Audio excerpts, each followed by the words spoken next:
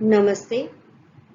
BSc home science extension and communication की online कक्षा में आप सभी का स्वागत है। आज हम इकाई 2 के प्रोग्राम प्लानिंग टॉपिक के अंतर्गत इम्पोर्टेंस ऑफ प्लानिंग या कार्यक्रम नियोजन का महत्व इसके बारे में चर्चा करने जा रहे हैं। कार्यक्रम नियोजन का अर्थ आपको पता है कि प्रसार शिक्षा में या प्रसार कार्यक्रम की कड़ी में सबसे पहले उस कार्यक्रम का नियोजन किया जाता है, अर्थात प्लानिंग की जाती है। कार्यक्रम नियोजन की या प्रोग्राम प्लानिंग के कई लाभ हैं या फायदे हैं। अभी हम उन्हीं फायदों के बारे में जानकारी लेने जा रहे हैं।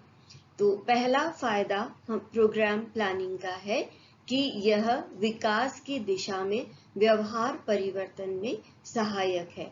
किसी भी एक्सटेंशन एजुकेशन प्रोग्राम का उद्देश्य यह होता है कि वह टारगेट ग्रुप के व्यवहार में वांछित परिवर्तन ला सके, अर्थात ऐसा परिवर्तन जो उनके जीवन में विकास ला सके या उनके जीवन को उन्नत कर सके।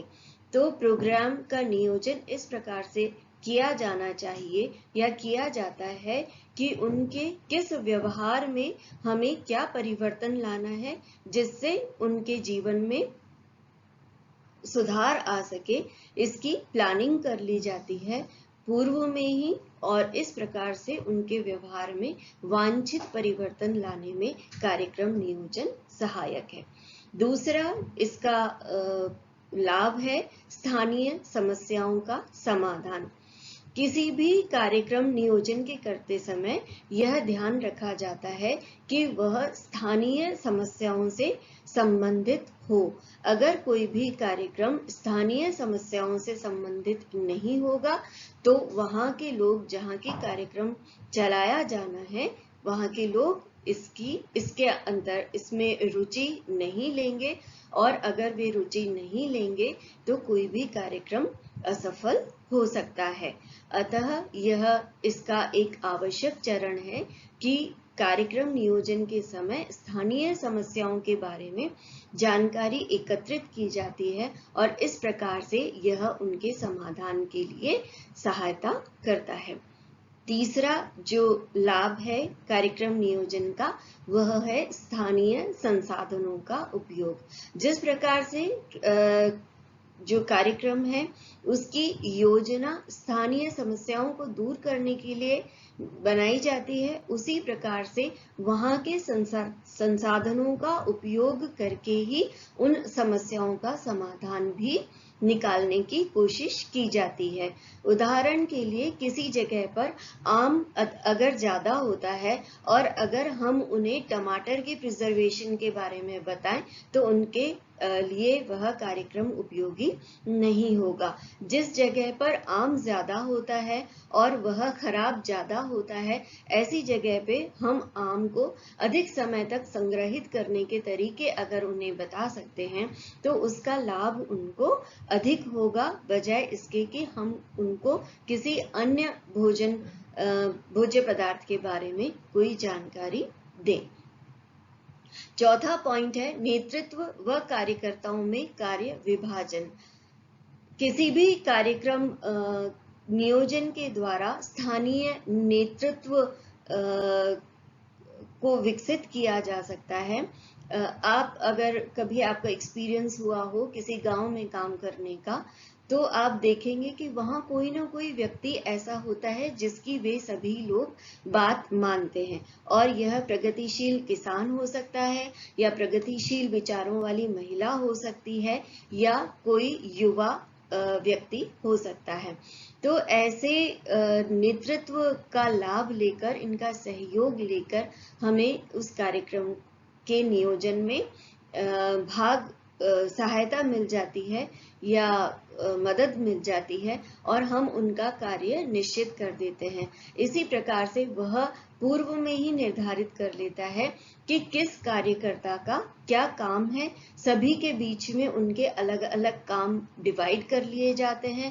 पहले से ही कार्यक्रम नियोजन के समय यह कार्य कर लिया जाता है ताकि कार्यक्रम जब क्रियान्वयन उसका होता है तो वह निर्बाध गति से आगे बढ़ सके।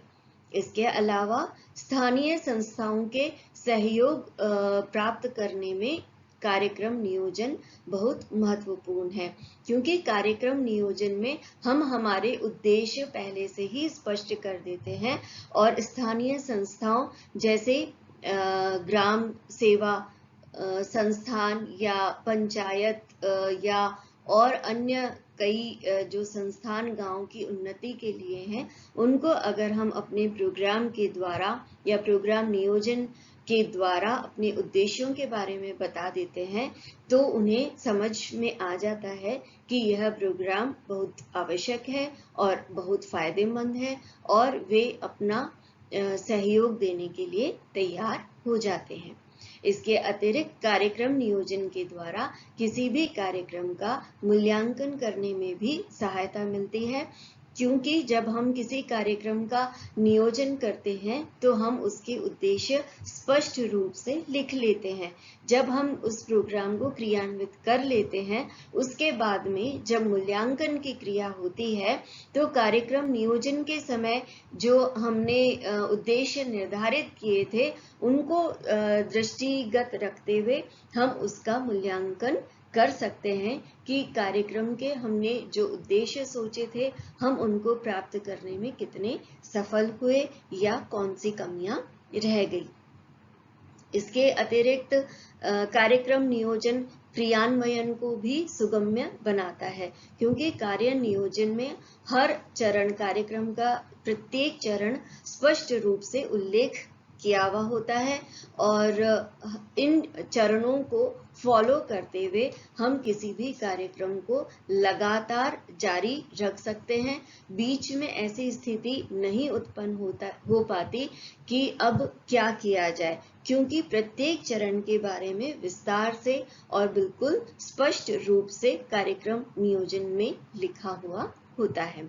इसके अलावा दिग्दर्शन में भी कार्यक्रम नियोजन सहायक है, अर्थात कोई भी कार्यक्रम जब किया जाना है तो उसकी प्रगति किस प्रकार से होगी, यानी पहले उनको क्या जानकारी देनी है, उसके बाद उनको क्या जानकारी देनी है, तत्पश्चात उनको क्या सिखाया जाना है। उदाहरण के लिए अगर हम बात करें कि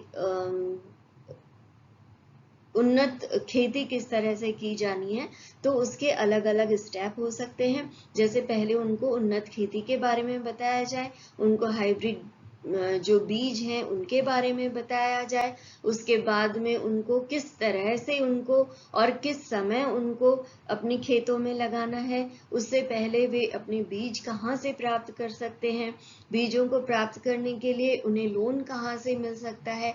यह सारी की सारी जानकारी हम अपने कार्यक्रम में सम्मिलित करते हैं ताकि जब उनका क्रियान्वयन होता है तो सिलसिलेवार ये सारी जानकारियां उनको दी जा सके। इसके अलावा कार्यक्रम नियोजन प्रोग्राम में कार्यों की संतुलित प्रगति के लिए भी आवश्यक है या सहायक है। कार्यों की संतुलित प्रगति का मतलब ये है कि किस कार्य को या किस दिन हमें किस चीज को कितनी मात्रा में सिखाना है, क्योंकि ज्ञान का कोई अंत नहीं है, लेकिन हमें एक सीमा रेखा खींचनी होती है कि हम इस कार्य को इस सीमा के अंदर अंदर सिखाएंगे। जैसे कि आपके सिलेबस होते हैं तो यदि किसी विषय के सिलेबस की बात की जाए तो उसके बारे में जानने की कोई सीमा नहीं होती है, परंतु सिलेबस यह निर्धारित करता है कि आपको कोई विषय कितनी डेप्थ तक पढ़ाना है, कितनी मात्रा में पढ़ाना है। उसी प्रकार से किसी भी प्रोग्राम में क्या क्या कार्य कितने डेप्थ तक सिखाए जाने हैं या कितनी मात्रा में सिखाए जाने हैं, यह प्रोग्राम प्लानिंग के समय ही निर्धारित कर लिया जाता है, जिससे प्रोग्राम के जो कार्य होते हैं उनकी प्रगति संतुलित रूप से होती है। ऐसा नहीं होता कि किसी एक चीज को सिखाने में ज्यादा समय ले लिया जाता है या ताकि बाकी के जो कार्य हैं वे अधूरे ही छूट जाएं।